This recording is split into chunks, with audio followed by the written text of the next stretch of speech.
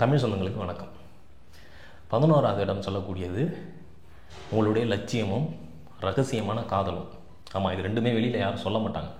காதல் இருந்தாலும் பெருசாக சொல்ல மாட்டாங்க. அதுவும் ரகசிய காதல். இதை கள்ளக்காதல்னு சொல்லிக்கலாம், அல்லது ரகசிய காதல்னு சொல்லலாம். எக்ஸ்டர்னல் அஃபேர், அதாவது எக்ஸ்டர்னல் அஃபேர், மெரிட்டைல் அஃபேர்னு வேணால் வச்சுக்கலாம், இல்லை எக்ஸ்டர்னல் அஃபேர்னு வேணாலும் வச்சுக்கலாம். உங்களுடைய லட்சியம், உங்களுடைய அச்சீவ்மெண்ட் அல்லது கோல், இது எல்லாம் வெளியில் சொல்ல போகிறது இல்லை.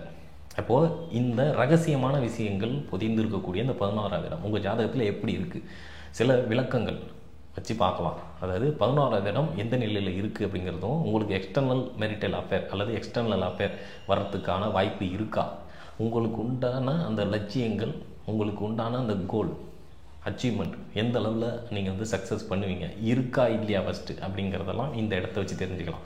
அதை ஒரு சில விளக்க ஜாதகங்களோட இந்த வீடியோவில் நம்ம பார்க்க போகிறோம். இப்போ இந்த ஜாதகத்திற்கு அப்படின்னு சொல்லி பார்க்கும்போது கும்பலக்னமாக எடுத்துப்போம். இப்போ கும்பலக்னத்திற்கு 11வது இடம் அப்படின்னு சொல்கிறது தனுசா வரும் இல்லையா. இப்போ இவங்களுக்கு லட்சியம் எப்படி இருக்கும், இவங்களுடைய லட்சியங்கள் எந்த நிலையில் இருக்கும், இவங்களுக்கு ஏதாவது ரகசிய காதல்கள், எக்ஸ்டர்னல் அஃபேர் அப்படிங்கிறது இருக்குமா அப்படின்னு சொல்லி பார்க்குறோம். இப்போ இங்கே புதன் சொல்லவே வேண்டியல, கண்டிப்பாக எக்ஸ்டர்னல் அஃபேர் இருந்தே தீரும்.